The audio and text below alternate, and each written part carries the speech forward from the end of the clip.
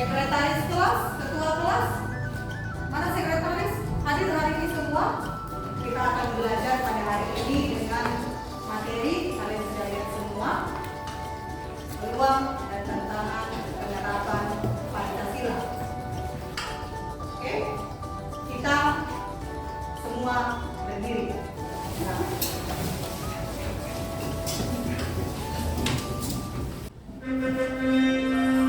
Kita menyanyikan lagu ini dengan hikmat dan semangat.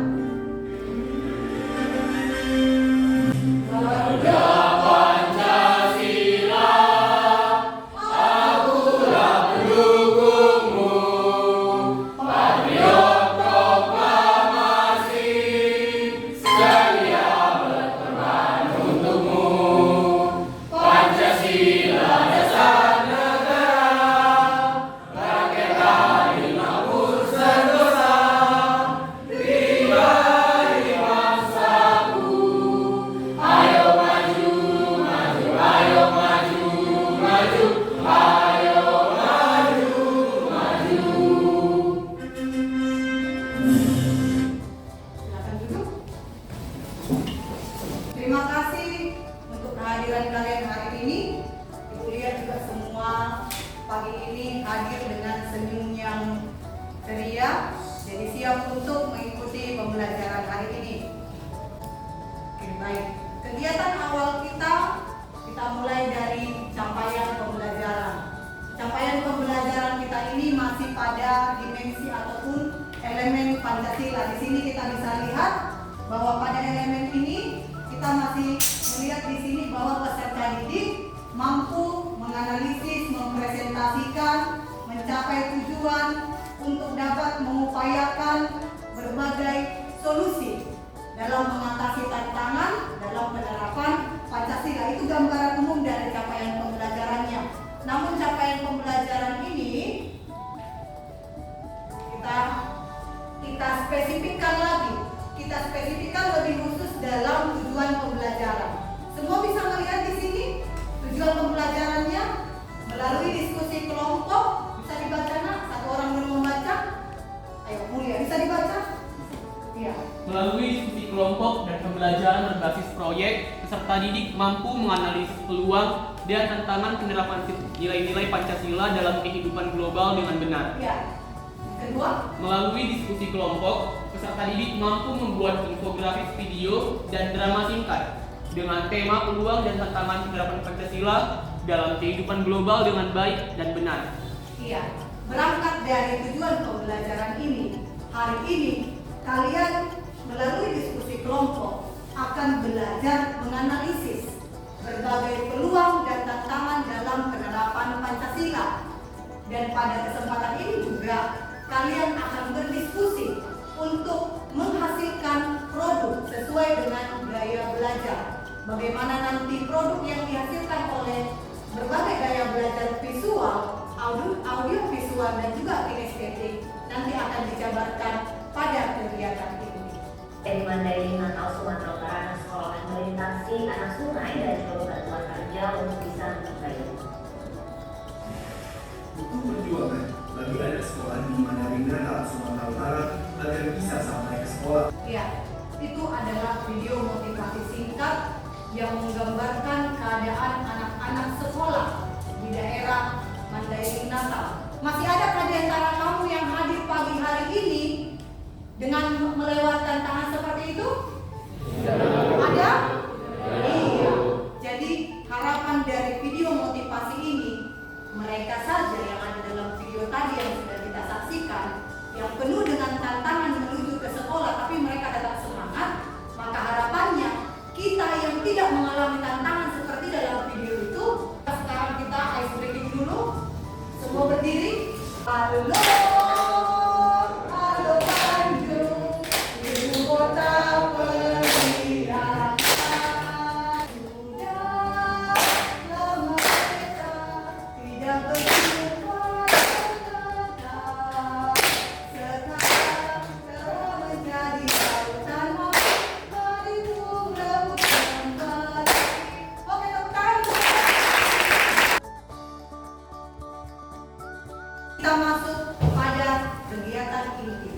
pada hari ini kita akan belajar dengan model pembelajaran diferensiasi dikombinasikan dengan project based learning.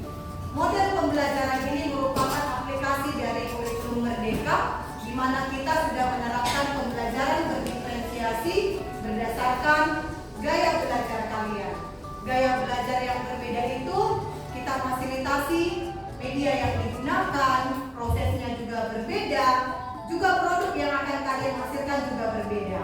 Nah, disitulah juga aplikasi kombinasi antara pembelajaran berdiferensiasi dengan project based learning. Kita mengenal dalam pembelajaran berdiferensiasi ada 3 jenis: diferensiasi konten, diferensiasi proses, diferensiasi produk. Pada diferensiasi produk inilah penekanan project based learning. Jadi project based learning itu kita memecahkan satu masalah. Dalam kelompok kita pecahkan masalah itu, lalu kita berdiskusi menghasilkan produk apa yang tepat sesuai dengan gaya belajar kita. Itulah gambaran dari kegiatan belajar kita pada hari ini. Kita masuk langsung kepada kegiatan awal. Kalian bisa lihat, perhatikan. Di sini ada gambar.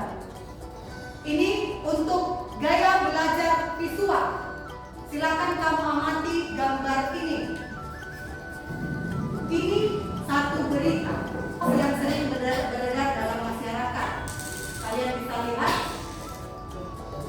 Oke, kalian bisa lihat. Nanti ibu akan kirimkan link ini kepada kalian untuk yang gaya belajar visual. Jadi nanti kalian akan membaca lebih detail lagi apa isi dari artikel ini. Ibu mau bertanya untuk yang visual. Apa yang kamu pikirkan mengenai gambar tersebut? Silakan, satu orang.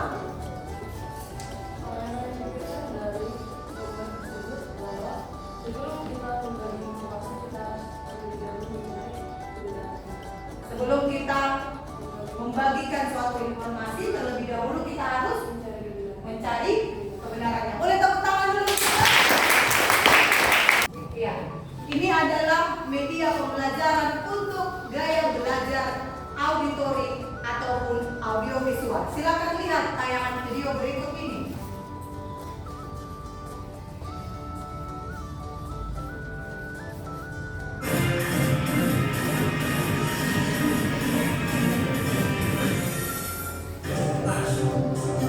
Beredar kembali video foto palsu berdurasi 2 menit 38 detik.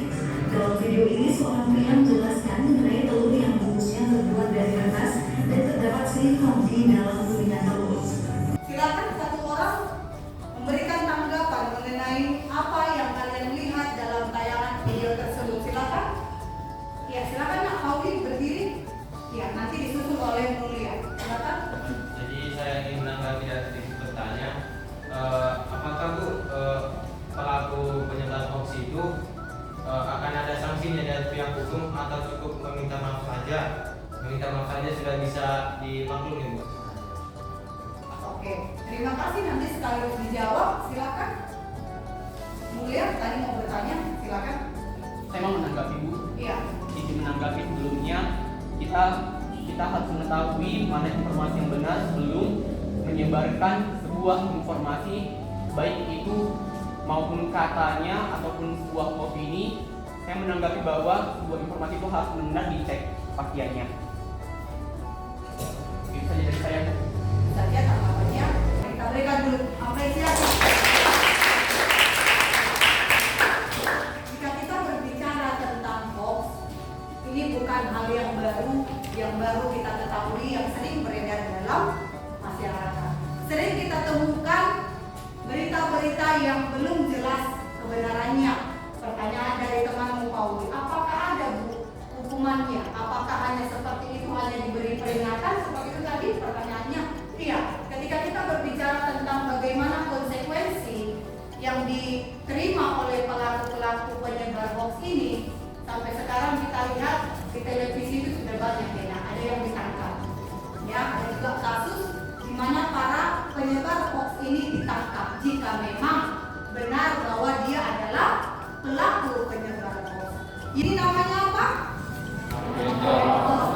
Handphone ini bisakah kamu pandang sebagai peluang? Bisa? Bisa dipandang sebagai tantangan? Ayo, siapa yang bisa menjelaskan kepada kita semua mengapa handphone ini bisa dipandang sebagai peluang? Silakan. Ya, silakan Kak Felicia berdiri di tempat. Menurut saya, handphone yang kita gunakan sehari-hari itu bisa kita gunakan sebagai peluang, bisa kita katakan sebagai peluang, karena handphone ini memberikan kita banyak sekali informasi, baik itu edukasi maupun informasi mengenai kenegaraan, politik, dan lain sebagainya. Jadi ini bisa saya anggap sebagai peluang. Oke, tepuk tangan untuk Felicia. Adakah yang bisa menjelaskan kepada kita bahwa handphone ini bisa dipandang sebagai tantangan? Iya, silakan anak. Berdiri Kak di depannya. Ya. Menurut saya, handphone bisa dianggap sebagai tantangan karena melalui handphone kita bisa menimbulkan hoax atau ujaran kebencian, sehingga orang-orang bisa membuat negatif dan bisa mempengaruhi orang lain. Iya. Oke, tepuk tangan untuk anak. Ya, benar sekali ya. Benar sekali yang dikatakan oleh teman Ana dan juga Felicia bahwa handphone itu bisa dipandang sebagai peluang. Oke. Materinya tadi saya sudah jelaskan di awal, materi mengenai peluang dan tantangan penerapan Pancasila. Zaman ini disebut dengan zaman era digital atau abad 21. Abad 21 ditandai dengan perkembangan teknologi. Perkembangan teknologi itu membawa dampak positif dan juga membawa dampak negatif bagi masyarakat, khususnya kaum pelajar. Dengan teknologi ini, informasi bisa menyebar dengan cepat. Terlepaslah apakah informasi itu benar atau tidak. Yang kedua, perkembangan teknologi ini juga menjadi ruang masuknya ideologi-ideologi asing. Oke, kita lanjutkan. Oke, sekarang kita masuk kepada bagian perencanaan. Ibu sudah membagi kalian berdasarkan kelompok gaya belajar. Boleh angkat tangan dulu gaya belajar visual? Oke, gaya belajar auditori atau audio visual? Ya, silakan turunkan tangannya. Yang kinestetik, kita akan belajar berdasarkan gaya belajar. Di sini ibu sudah menyediakan lembar kerja. Oke? Ada lembar kerja yang sudah ibu sediakan berdasarkan gaya belajar kalian. Kalian akan bekerja menghasilkan produk sesuai gaya belajar. Jadi ketika kamu berada pada kelompok visual, kamu kerjakan sesuai petunjuk untuk kelompok visual. Begitu untuk yang audio visual dan juga begitu untuk yang kinestetik. Paham? Silakan visual. Audio visual yang mana? Ya, nanti digabung ya. Hari ini kita akan belajar berdasarkan gaya belajar yang berbeda-beda, produk yang dihasilkan juga berbeda, dan kalian di sini memperhatikan batasan waktu dalam mengerjakan proyek ini hanya 20 menit. Untuk kelompok audiovisual dan kinestetik, ibu berikan ruang untuk berdiskusi, boleh mengambil tempat di luar. Nanti tepat pada waktu yang sudah ditentukan, kalian akan kembali masuk dan mempresentasikan apa hasil dari produk kalian masing-masing. Alat dan bahan yang sudah ada sudah dilengkapi semua, sudah dibawa. Kelompok visual sudah ready? Bagus kalau begitu. Maka sekarang silakan kita mulai bekerja dalam kelompok. Kita mulai dari sekarang. Silakan. Silakan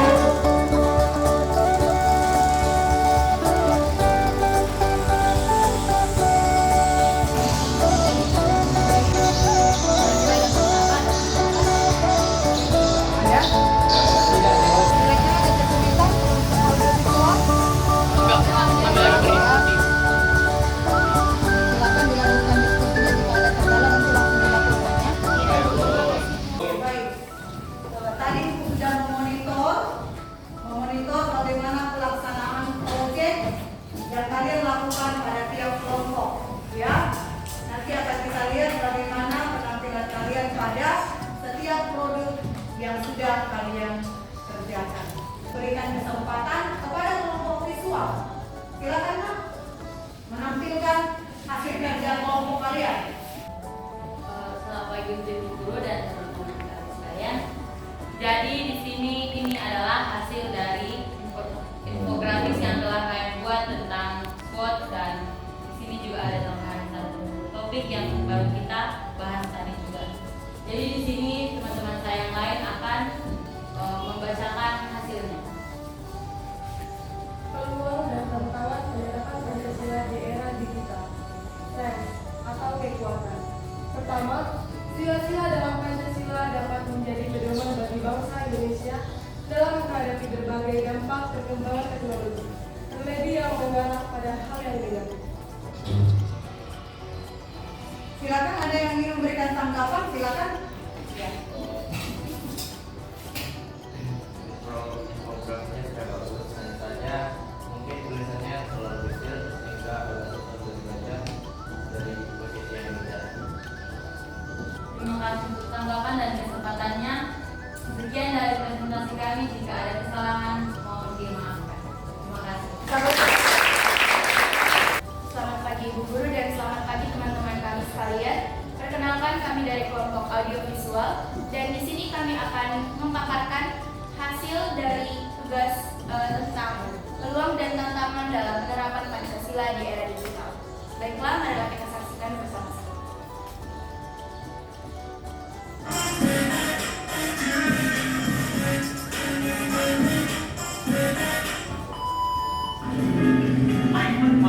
Ini dari kelompok audiovisual akan menjelaskan mengenai ada SWOT yang mengenai peluang dan tantangan dalam penerapan Pancasila di era digital. Peluang penerapan Pancasila di era digital terdapat teknologi informasi, memberi kemudahan untuk terkoneksi dengan orang-orang di tempat yang berbeda. Sekian yang dapat kami sampaikan. Kami memberikan kelompok audiovisual atau kinestetik untuk memberikan tanggapan kepada kami. Baik, terima kasih kepada teman-teman semua dan ibu guru. Sekian yang dapat kami sampaikan melalui kelompok audiovisual. Terima kasih. Selamat pagi Bu Guru dan teman-teman saya sekalian. Kami dari kelompok estetik ingin menyampaikan dan menampilkan drama tentang hasil analisis SWOT, materi tentang peluang dan tantangan penerapan Pancasila di era digital. Berikut kami akan menampilkan dramanya. Selamat menyaksikan. Yo, what's up, geng? Gimana aja, Ping? Lama gak jumpa ini? Biasa, Ayo Kerli baru pulang dari Australia, men. Jadi ngapain aja? Biasa. Ayo banyak job di sana bro, ayo ngambang. Bisa ngapain ini ya? Oh jelas, if you all wanna eat something, ayo bayar lah buat kalian semua. Kita lihat dari drama tersebut, ada seorang pemuda yang baru saja pulang dari berlibur di luar negeri, di mana si pemuda tersebut mencampur bahasa asli Indonesia dengan bahasa asing. Jadi sekian dari kelompok kami, terima kasih. Kita akan melakukan evaluasi terhadap aktivitas pelaksanaan kegiatan diskusi kelompok menghasilkan produk yang berbeda-beda.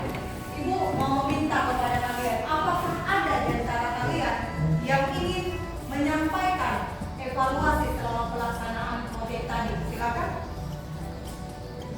Ya, silakan Kak, berdiri. Evaluasi saya pada saat pembelajaran pagi ini, yaitu pada saat penjelasan materi, pada saat presentasi maupun praktek tadi, yaitu volume suara yang kurang jelas. Apakah evaluasi dari Ibu? Tadi Ibu mengamati setiap kelompok, ada kelompok visual, audiovisual, auditori, dan juga kinestetik. Ibu lihat memang semuanya pada saat proses pengerjaan produk, semua aktif terlibat. Namun ketika presentasi, ada yang suaranya kurang jelas dalam menyampaikan, sehingga teman-teman di belakang mungkin kurang bisa mendengar dan akhirnya kurang bisa juga memberikan tanggapan. Jadi untuk ke depan mungkin akan menjadi kebaikan, khususnya bagi setiap kelompok yang diminta untuk berbicara, mempresentasikan apa hasil dari diskusinya.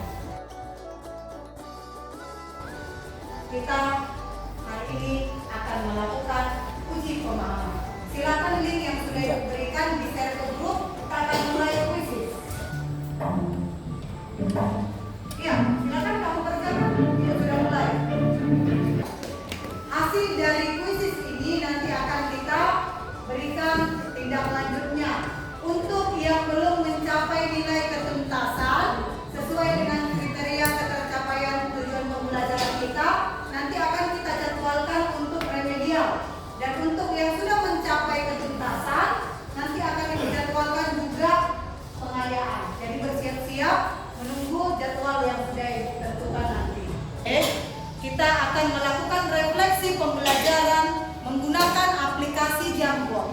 Sebelumnya kita sudah pernah melakukan refleksi pembelajaran melalui Jamboard, maka Ibu harap kalian sudah terbiasa dan kita lakukan refleksi pembelajaran sesuai dengan pertanyaan yang sudah ada di depan ini.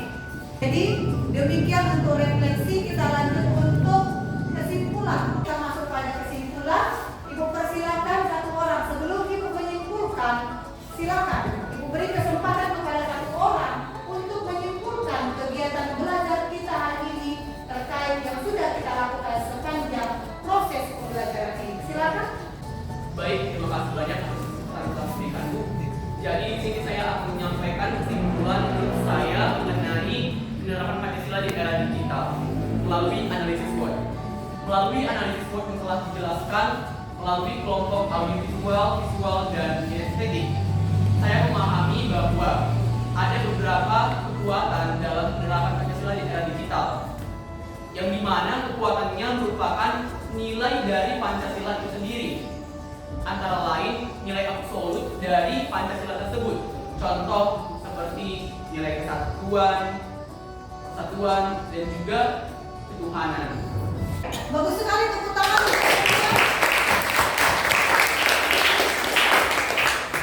Mari kamu dengarkan kesimpulan dari seluruh kegiatan pembelajaran kita pada hari ini.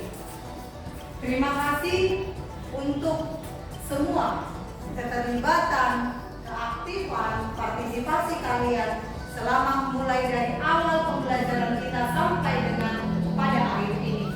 Ibu melihat kalian begitu termotivasi, begitu bersemangat, begitu antusias, dan juga semua bekerja sama, terutama ketika melaksanakan proyek. Saya melihat setiap kelompok saling bantu-membantu. Tidak ada yang diam, tidak ada yang berpangku tangan, tidak ada yang hanya menunggu 1-2 orang bekerja. Namun semua itu kalian saling bekerja sama. Kita berikan dulu tepuk tangan. Untuk kesimpulan materi, hari ini kita belajar tentang materi peluang dan tantangan penerapan Pancasila dalam kehidupan global. Perkembangan teknologi itu, kita sadari atau tidak kita sadari, membawa dampak positif dan juga dampak negatif bagi kita. Kita tidak bisa menutup mata bahwa di samping dampak positif, banyak dampak negatif yang kita temukan. Nah, sekarang sebagai seorang pelajar, kamu harus mampu menerapkan bagaimana cara kamu menerapkan Pancasila dengan memanfaatkan peluang, khususnya perkembangan teknologi yang ada. Kamu gunakan sebagai peluang bagaimana kamu bisa menerapkan Pancasila dalam kehidupan bermasyarakat, dalam kehidupan keluarga, dan juga dalam lingkungan sekolah. Sehingga pada harapannya kita semua menjadi warga negara Indonesia yang sudah mampu menerapkan nilai-nilai Pancasila. Demikian kesimpulan dari pembelajaran kita hari ini. Sekali lagi terima kasih untuk semua keaktifan partisipasi kalian. Semoga tetap semangat belajar hari ini dan seterusnya. Demikian kita tutup. Ibu berikan kesempatan kepada satu orang. Silakanlah ditutup dulu dengan doa. Ibu guru dan teman-teman sekalian, sebelum kita akhiri pembelajaran kita pada pagi hari ini, kita satukan hati kita berdoa. Dalam nama Bapa dan Putra dan Roh Kudus. Kemuliaan pada Bapa dan Putra dan Roh Kudus. Seperti pada permulaan, sekarang, selalu, dan sepanjang.